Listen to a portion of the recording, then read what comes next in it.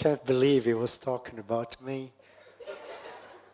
Looks like you're set to hear another professor today. And for that reason, this event may not have taken place at all, because at the beginning, I did not mean at all to become a professor. And this is what I'm going to tell you about if my slides come on screen. In the meantime, I tell you what I had in mind when I was a kid. Like every kid, at that time, I wanted to become a cop, motorisé, and save enough money that maybe one day I'll build my own police station. And then I grew up and realized that that could not be a job. And then I started knowing what I did not want to do. That's the no age. I did not want to become a lawyer or a doctor. But I had one night, that dream. And this is a dream I remember very vividly. I saw a road and I saw travel. And I don't know why the roads are always going down. And we say in English, we go down the road. But that road for me was going up. And it was heading for the sky. And there was Mecca at the end of it. And I woke up in the morning in tears because I had a shock. I went to my grandmother, Mama Fifi, some of my students know about her. Chapter 3. And she told me, well, you're going to be realizing all your dreams. And then again, I did not really, I could not decipher, as they could do it in psychoanalysis, that it was not going to the Hajj. In fact, I was going to go to some Mecca. I didn't want to be a doctor, a lawyer. That's the United States. I think that's a song. And in Tunisia, in the Arab world, we also talk about engineers. And those are the things I did not want to do. What I wanted to do is make movies. And what I wanted to do is act. Act in all meanings of the world. I wanted to act and be an actor and make actions. So one day I finished my studies and everybody wanted to be what I told you they wanted to be. We had to fill out that form they call the orientation sheet. 10 choices. My first choice was movie making. My 9th choice was math and physics and those things that nobody wanted to do. They gave me the 9th choice, the one thing that they did not want to do, did not give me what I wanted to do. So I went and spent 1 year at the campus trying to, or pretending at studying, with all those X's and Y's. What I wanted to do is go up north to France. And for kids at my age at that time, France was the world. There's Tunisia and there's the world, and the world is France. So we go to France, and that's freedom, and we go to Paris, because that's the capital of freedom and light and culture and all of that. So I bought myself a ticket, crossed the sea. That's one border I crossed. Then I ended up in Marseille. Then Marseille took a train, took all night to get to Paris. And then I realized once in Paris that I made a mistake, because I was in a city I know nobody in. I didn't know where to go, left, right, or not. So all I wanted to know is I wanted to do movies. And I remember Macadam Cowboy, another movie in which the hero found himself in the same situation. So I comforted myself in thinking how I was in that movie. And I went to the university trying to get my registration, only to realize I did not have a visa. So I couldn't get back to Tunisia, and I stayed there and I studied. Never got a diploma, but I studied. I attended classes. I was an alien. I was an illegal alien. And 2 years later, came back to Tunisia. What happened in between is the topic of another talk I gave 3 years ago, because that was an adventure. Those 2 years I spent in Paris, but that's not the topic of today's talk. Then I came back to Tunisia, my first coming back to Tunisia, and found myself in front of the road, and I thought that was the end of the trip. And then the first reality check, and when reality hits you, it hits you between the eyes. And I realized I had to make a choice between 2 roads, and it forks. And then I had to decide whether I continue to do what I wanted to do, which is my dream, and selling dreams and lying to people, because that's what it is. Whether I wanted to become and continue being an artist or study, because my family wanted to do that. They wanted me to get a real job, and making movies was not a real job. So dilemma, do I do what I want to do? I do what I want? And I thought, well, hell, I'm going to postpone what I want. I can still do it, and I'll tell you why in a minute. And I chose to study. But then study what? Now, my family asked the guy up, a guy who worked in a government, Mohamed Louadi, maybe some of you know him. And I told him, what are the jobs of the future? And he gave an answer, and it was the correct answer. 2 jobs will lead to the future, either the refrigeration industry or the cold industry, or computer science. Now, I looked at that, and both of them were foreign to me, except that I wanted to do my homework and find out what computer science was about. And that's what I picked, just, not to keep suspense up. I looked at that. That's something I know. That's a script. That comes from the movies. And when you look at the script, you have what the actors say and what the actors say in turn, one after the other. And then I saw the script and see that's the Godfather. Some of you may know the movie. And those are the actors. And the actors, what they say, are exactly something that I found when I looked at the program. That's a computer program. And I thought that, hey, that's an actor. That's Hagen. That's a variable in a computer program. And what Hagen is saying, what we do, when we do the variable, is what the actor says. So for me, if you look at the arrow, that's a magical arrow. It leads me from one domain to the next. It's actually taking me from one country to another. It's crossing a border, from art to science, just like that, with constants.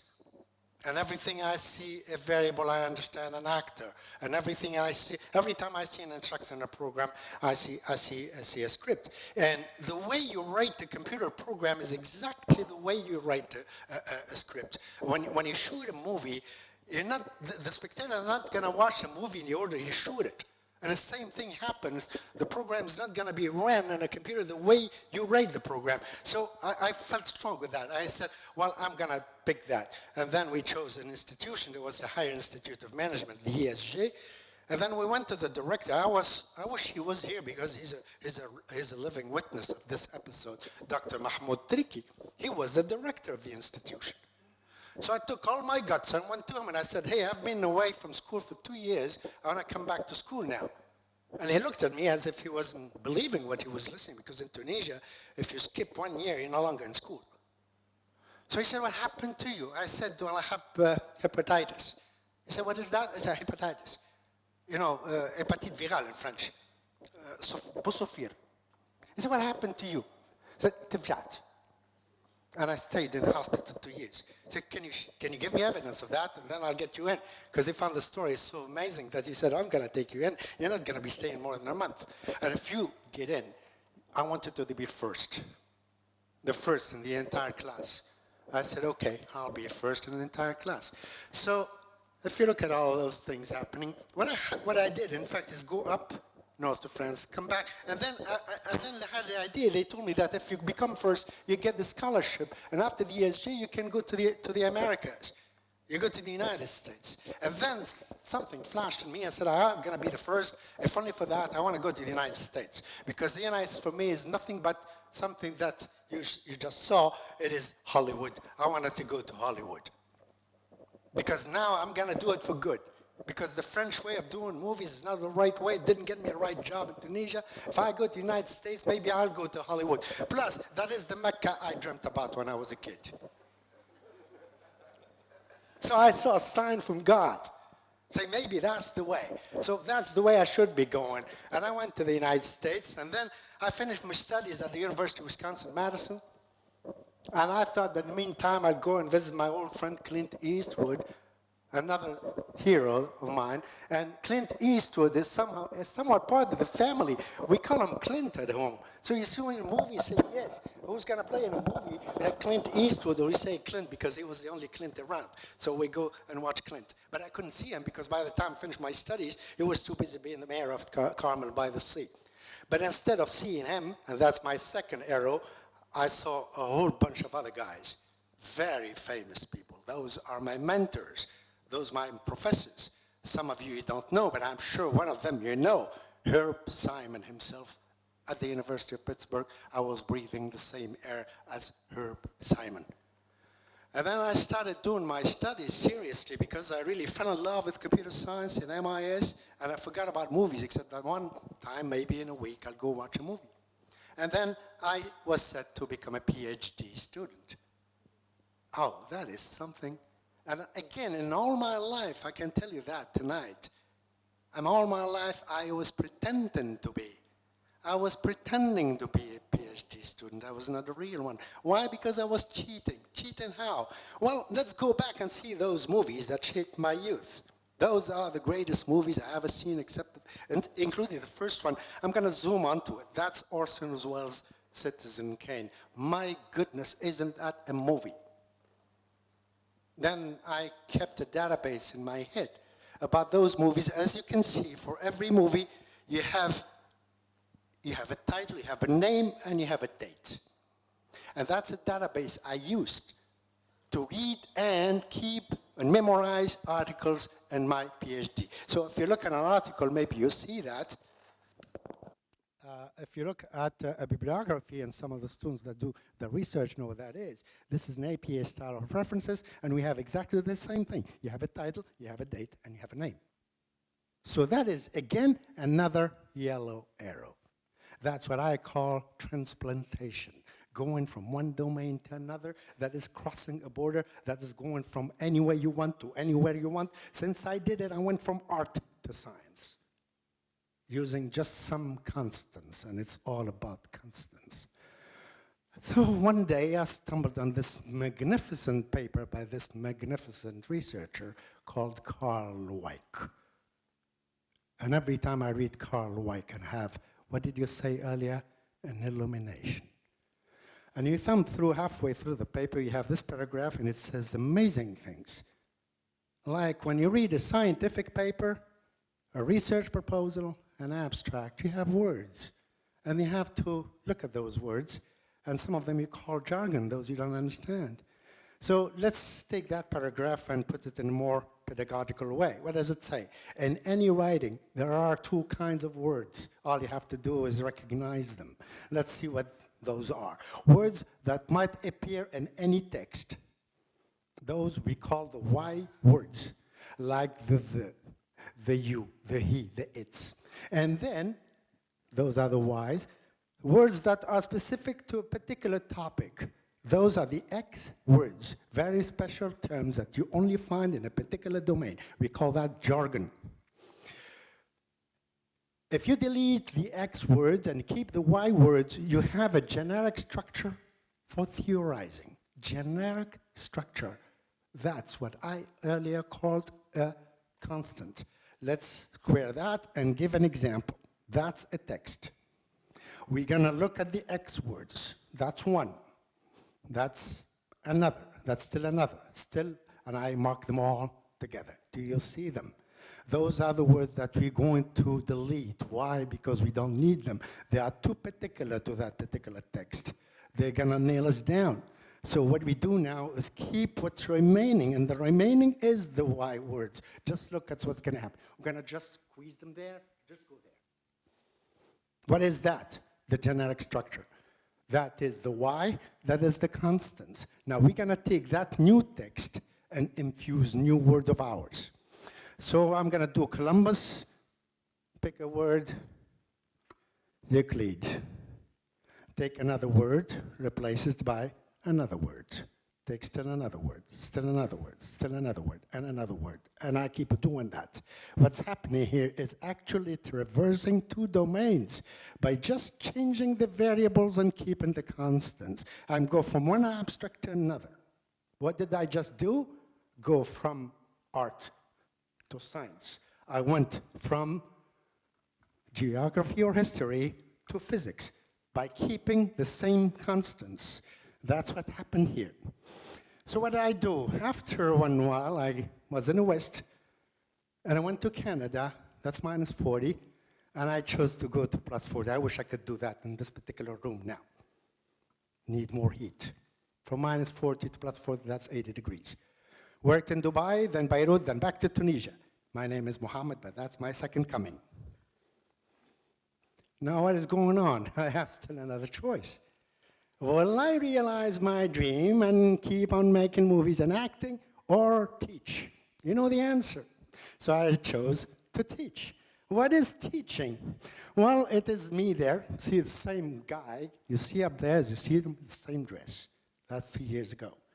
And that's what I wanted to see myself in a theater. So we're going to move that theater up there. Third arrow, that theater became an amphitheater. I don't know why they call it that way.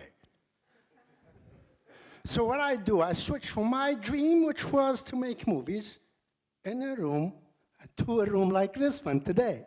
So which one do you prefer now? The one you see up there or me? Who's going to keep talking tonight? Well, let's see. That's me still in the amphitheater. That's TBS. Let's close. See those people? Those are my students. What am I doing here? Acting or teaching?